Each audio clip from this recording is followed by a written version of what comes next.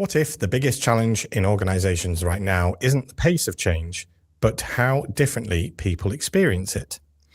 Change has always been a part of work, but instead of the occasional restructure or new system, many people are living through rolling change, new tech, new expectations, new ways of working.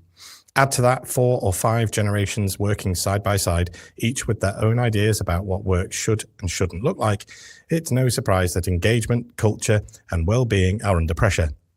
In this episode, we're joined by Steph Oerton to explore what change really feels like for people, why engagement is key, and how leaders can support their teams and themselves when that change keeps coming.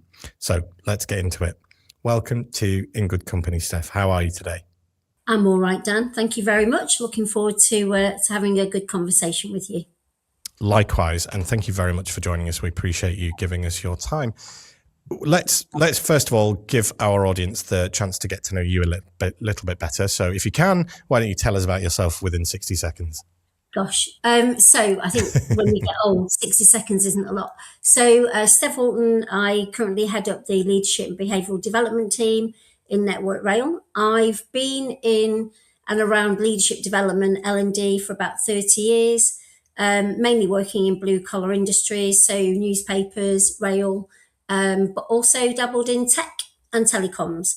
The most interesting part of my life, I think, is my home life. I have 3 hens, 3 cats, a dog, and a lovely husband, 6 grandchildren and 4 grown-up children. So they all keep me busy, and I like bringing work and home together from a sort of behavioural, observational point of view. And it helps. I've just completed my master's in psychology, so I can observe how my family are interacting or not. So that's me in 60 seconds. Yeah, well, you've done a sterling job there. Well done. And cats and chickens, that's quite a brave choice. It is. And I'm really worried about letting the chickens go free range, but actually they're bigger than the cats and they're too big for cats to They can run. handle themselves. Yeah, right. So they all get along very well. Excellent. Well, that's probably your influence as well, I would imagine. So moving on from chickens and cats, let's get back into the subject of today's episode. So we're talking a lot about change. And we talked in the intro about people living through rolling change. It's often said that change is constant. New structures, new tech, new ways of working. So from your perspective, if this is the new normal, why does employee engagement matter so much to whether change actually works or not? So I think we talk about employee engagement a lot I think it's lost its value. And I think we need to stop and remember what engagement is and what does it actually mean for our people. So when I was considering this question, it struck me that we don't involve people enough in the change. So for me, employee engagement is where people are involved in their organisation and they're passionate about making their organisation succeed. They feel part of it and that they can make a real contribution. And I think when it comes to change, we do it to people and we don't involve them in that change. So actually asking people, we all go through consultation when there's a reorg, because we have to, because that's what, the law states. And that consultation period is to gain ideas and give people an opportunity to view the change and come up with our ideas. But you know what? We pay lip service to those processes. We don't really listen and involve people in what that change could really look like. So that's why I think engagement is key, but it's the depth of involvement that we allow people.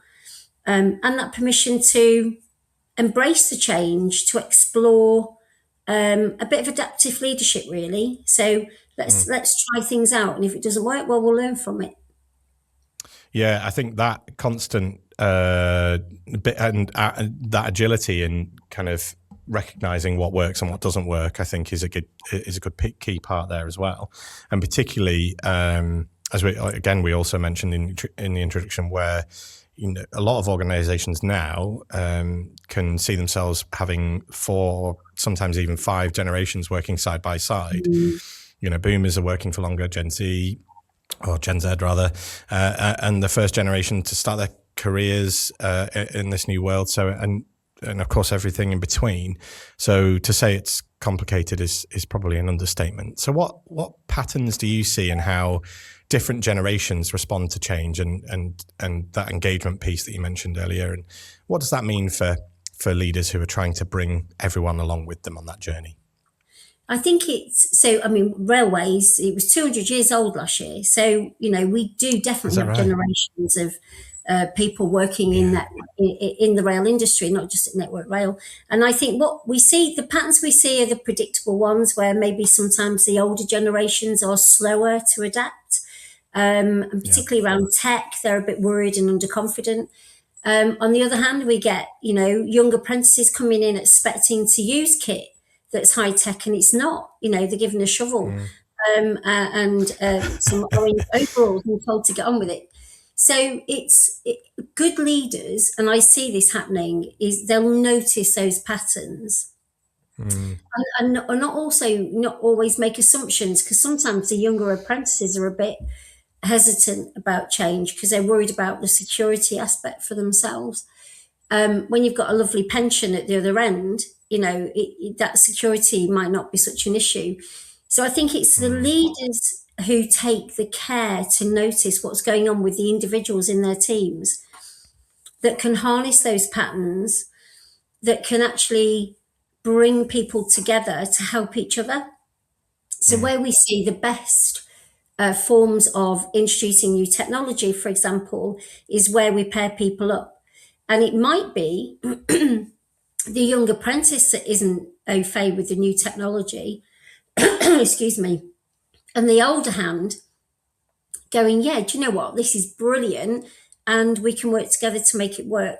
So we've seen, reciprocal mentoring work, pairing younger apprentices up with more seasoned operators out on track, or in our head office roles, to just get them to share what their side of the fence looks like and how they can bring that aspect together, and it's a richer experience for both. I mean, it almost sounds like that seems like such a common sense approach, and in many ways, human beings have been doing that for centuries. And anyway, of the young learning from experienced elders, it happens throughout life, doesn't it? And so it makes total sense to facilitate that within an organization when it comes to going through, and particularly when it comes to going through change. We'll be referring back to another episode of this podcast where we interviewed one of my colleagues at Impact about change, and there's already so many parallels of what you've discussed there, and particularly in answer to a question earlier about change often feels like it's done better when it's done with rather than done to, and that approach of integrating colleagues from across the business to work together on particular things, particularly around tech, is I think it's a great example. I wanted to ask you, and it feels almost strange to be asking this question because in some ways it feels like old news, but it's still a common thing about hybrid and the return to the office. It's still a tension point for a lot of organizations. And so I wonder if it's the same for you, and maybe if for some people flexibility is now a non-negotiable. For others, it's the office is that hub, that place where they've always built relationship and learned the ropes. And it feels like there's not a particular one size fits all approach nowadays. But what are your thoughts on how organizations can approach that return to office debate? So I'm still with and maybe this is just my style, but I'm still of a mind of we bring people along on the journey. So we involve people in that decision making. And flexibility is really important. Do you know what? There was no change that was implemented so quickly and so deeply as stay at home with COVID. That change was overnight, and none of us questioned it. We just did it. But I think what happened then, when something so enormous happens, the impact it has resonates for a long time in your life. So we made people stay at home, and people changed their routines. It changed the way they schooled their children. But when we came out at the other end, people had got into a bit of a rhythm. And it meant that they didn't have to rush around dropping the kids off at school and then doing the commute into London or wherever. And it's hard to extract people out of that. But I think at the same time, people did miss being in a community. So when we got the paper that said 60% of our time had to be spent in an office, it really caused some issues. So I took a very flexible approach with my team, and that 60% could be over a period of a month. So if some weeks it meant you needed to be at home more because things were happening, or it was school holidays, do that. But if you then want to spend 4 or 5 days in certain locations, great. And I don't measure time at the desk, I measure output. So it all comes down to trust. So I let the team work out what routine worked very well for them. And, they come in the office. We don't all work out the same locations, but we do come together. Our team meetings are now monthly and they're all together. And people feel they've got a sense of purpose when going in the office. So handing some of that decision making over to them really helped. And we got good take up.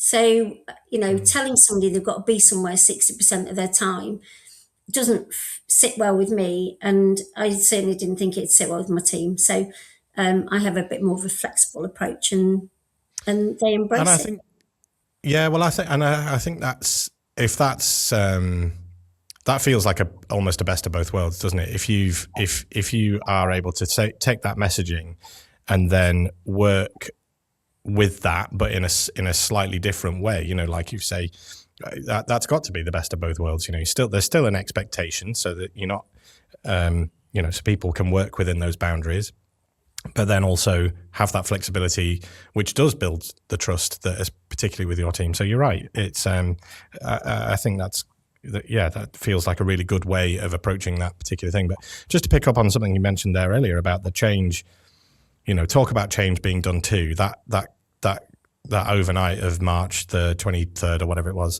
2020, just overnight, the whole world ground to a halt in many cases. Yeah, that's like the biggest, certainly in living memory of an overnight change in such a scale. I think that what was interesting about that period is that it was a period of change where suddenly every single human being on this planet had something in common. Yeah. That was what I found really interesting about it. And therefore it kind of brought people together in a strange way, even though we were all separated.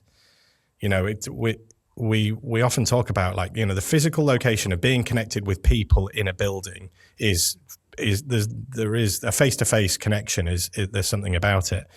But then equally, like, I found myself having conversations with teams in our other global offices more so than I ever did before that.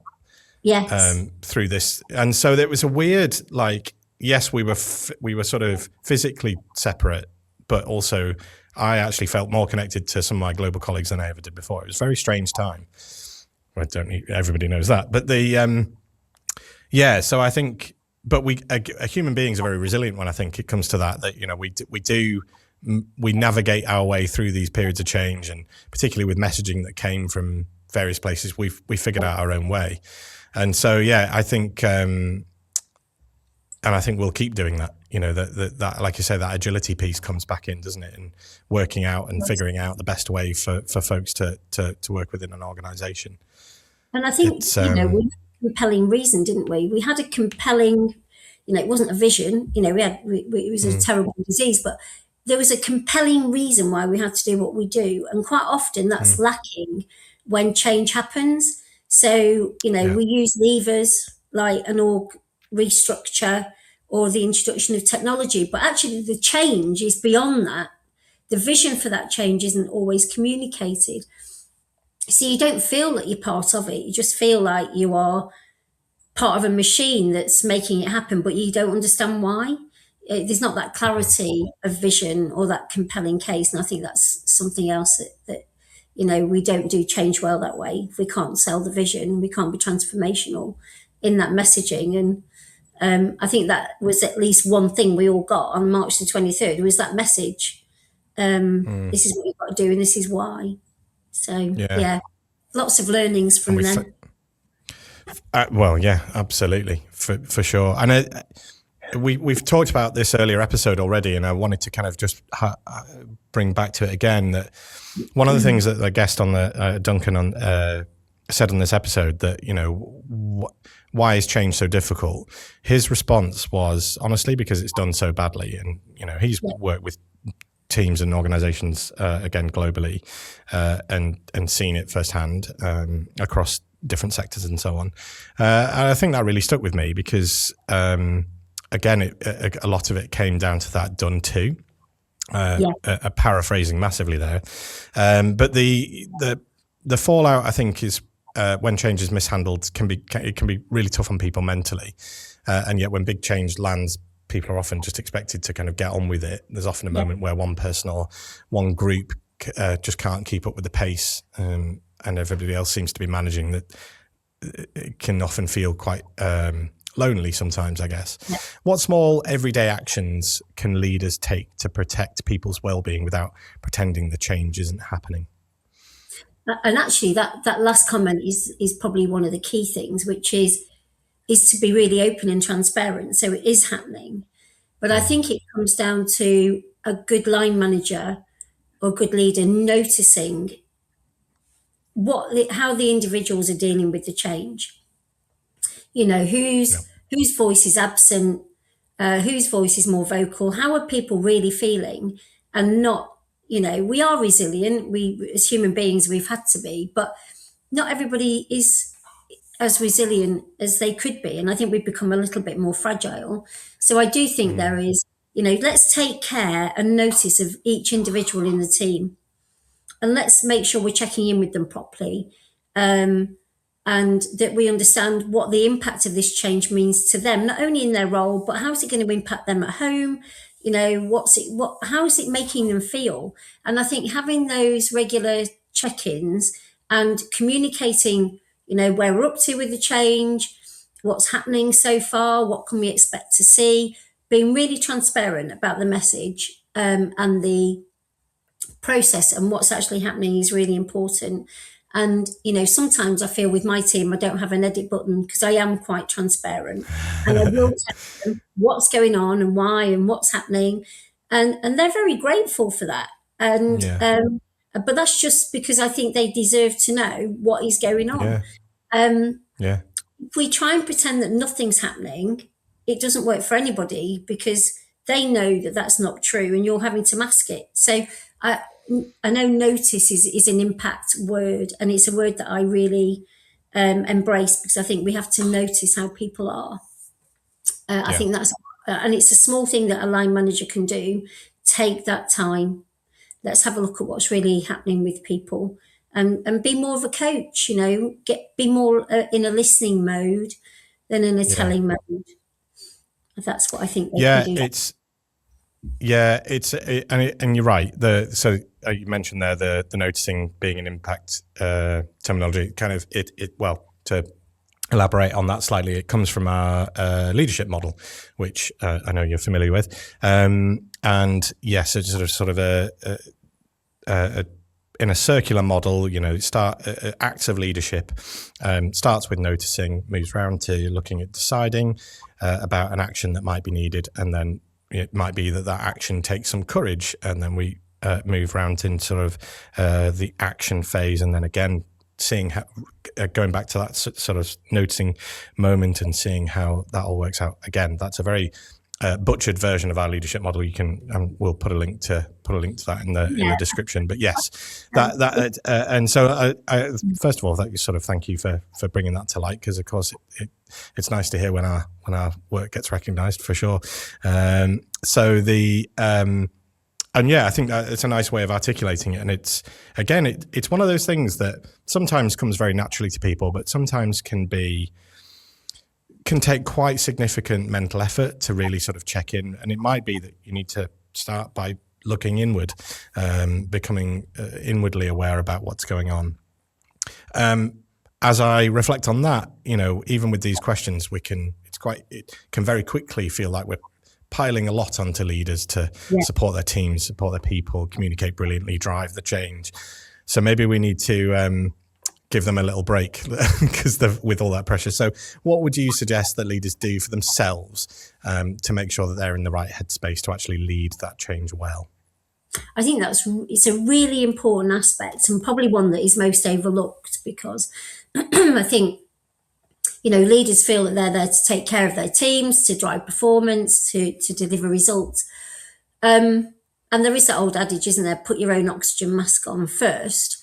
But I think what I think would really help is to prioritize work. So, or prioritize what really matters at this time, so that you can get some work-life balance, because there's nothing better than even taking yourself outdoors for, a good walk, to clear your head. And I think being really mindful of how you turn up, how you show up at your meetings, whatever baggage you brought, whatever awfulness has just happened at your last meeting that your team weren't at and now you're having to face them.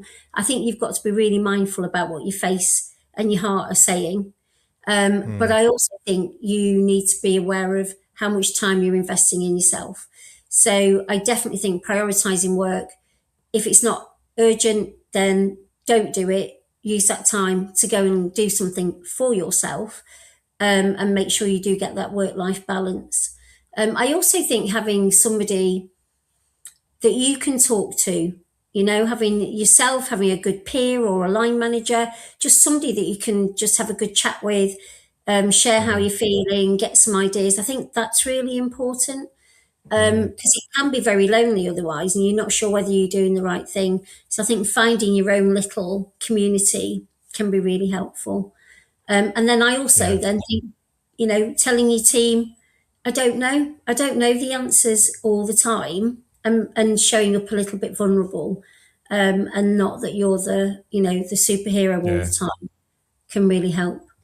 So there's some little things, but definitely taking care of yourself. No, I think there's three really nice takeaways and observations there. I think that, and even those things, for some, they might be easy for people to implement. And again, some particularly,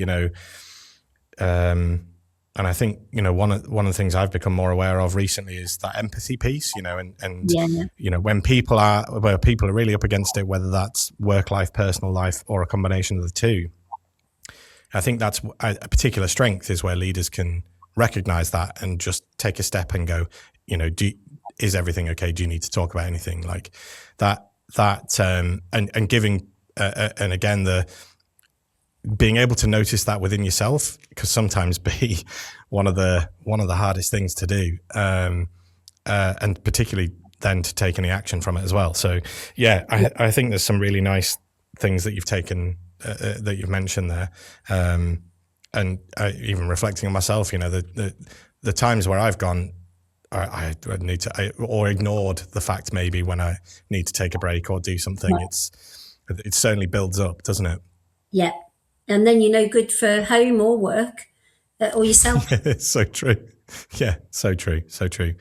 To again sort of fit, before we sort of bring this episode to a close, with one sort of last reflection, I guess, on change. I'm sure over your career you've seen it done both well and maybe not so well. What's maybe the one thing that you would wish more organizations, what's the one thing you would wish more organizations or leaders understood or changed about the process of change? That people need to understand why the change is happening. So I think creating that compelling vision helps people understand why, and then how they can contribute to that. Quite often change comes in, it's a bit like stealth. If we don't tell them, we just do these things, and people don't get it. They don't understand. So they just keep carrying on doing what they're doing. And that way, then we have to do more change to compensate for the lack of change that happened when we've tried to change in the first place. So if we're going to do it well, let's set our stall out and be really clear about what we want and why we want it and what good would look like. And I think that at least is a really good starting point. There's a million other things under there, but I think that is, that would certainly help set the stall out, rather than fumbling our way, knowing that we want to do something different, but we're not quite sure why or how. Yeah, I think that's really nice. Again, finding the meaning within a change process, and looking again at the value as to why it's the value of it. I think is because I again, harping back to this previous episode for the third time. As soon as you sort of reframe the change, because we often, I think maybe this might be a British thing, I'm not sure, but we often think of change as being quite bad and negative, but I suppose that's maybe through previous experience perhaps. But if the change was to be, we're all getting a 50% pay rise, and then everybody would welcome it with open arms. There would be no arguments or no, but often it's not that, sadly. So it changes your approach and the mindset towards change, doesn't it? And so I think if leaders can be a part of that, being more open-minded towards change, then that sphere of influence would, that would emanate from them, I would imagine, as well. So, yeah, I think it's an interesting observation. I can't believe I'm saying this, but we've reached the end of our questions already. Wow. It feels like time has flown by. I know. And so I'm going to finish and close off with the question that we always ask all of our guests, which is, if you were to a moment for self-reflection, if you were to be starting your career again and you have the opportunity to talk to your younger self, what would be one piece of advice you would give yourself? I think it's about engaging my head and my heart. So I think it's a balance of both. I tend to be led by my heart, but I think engaging both, I think would help me, or would have helped me, I think, in my younger career. Not rush into things, not make hasty decisions, and not do things on a whim, but do them because they were the right thing to do, from a more practical point of view. I was thinking about the whole confidence level, would have backed myself more, but I actually thought I was always quite spunky as a young person. I always thought I could do more than I started out to do, and that wasn't a bad thing for me. But that always was ruled by my heart and not necessarily my head. So, I think well, it's well, my question back to you would be: would you say you live by that advice now? Yes, I think I do. I do weigh up things a lot more than I used to do. But I do. I love change. Change is, it's constant in my life, but that's because I like making change happen, and I like a bit of a risk. So, but when I do that, it's got to be a calculated risk. Much more calculated, yeah. Yeah. Well, and also I think it sounds like you've done it kind of the right way, because I think, as a young person, having taken those risks and going and being driven by the heart more than the head opens the doors for more opportunities. You gain far more experience, you make mistakes, and I think there's a lot to be said for that. I think over the years, there's been many times where I've probably gone the opposite way and led too much with my head, and I think probably missed out on some opportunities as a result. So I think there's a lot to be said for that. So probably, you've probably done it the right way anyway. But but yeah, well, thank you, Steph, for the last half an hour. It's been absolutely wonderful, and I can't believe it's gone so fast. So it's a mark of a good conversation. Yeah, thank you so much for asking me. Thank you. That's been great. So that just leaves me to say that if you would like to find out any more about Impact or the work we do, or perhaps you'd like to connect with us on LinkedIn, or look back at some of our old episodes, then you'll find all of the links that you need in the description of where you found today's episode. So thank you one final time to Steph for joining me today. Thank you, Steph. Thank you. And until the next time, take care.